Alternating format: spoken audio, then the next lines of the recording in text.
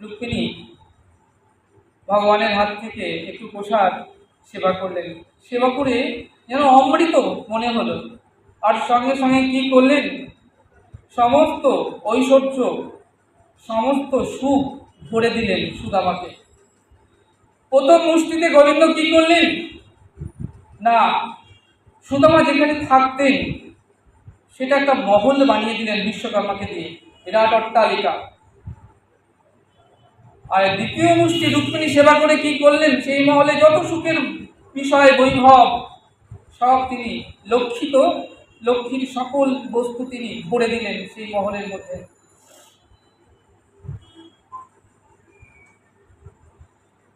রাত, সেই রাত কৃষ্ণ কথায় কেটে গেল।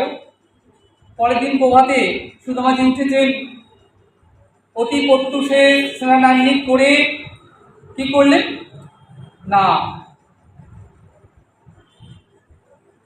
তিনি ভগবানের ত্রিসন্ধ্যা মন্ত্র জপ করলেন।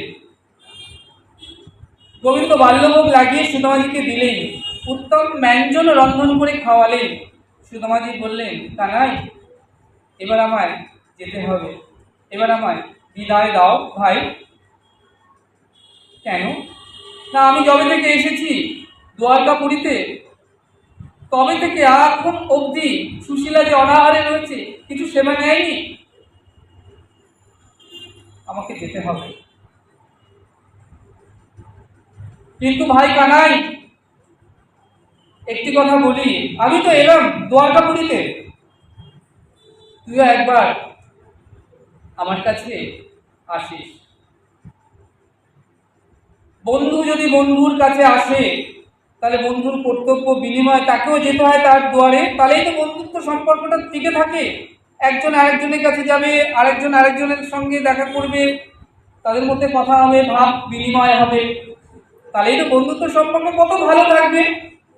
আর তা না করে আমি যদি বারবার করে দ্বারকায় আসি তাহলে সকলে বলবে না দরিদ্র ব্রাহ্মণ বারবার করে বড়লোক বন্ধুর কাছে আসে, নিশ্চয়ই কিছু চাইতে আসে। তা তুই একবার আয় আমার কাছে, তাহলে আমি অতি প্রসন্ন হব। ভগবান বললেন, অবশ্যই যাব। জিজাধামান প্রপদ্যন্তে তাঙ্গস্তদেব ভজন্মহম।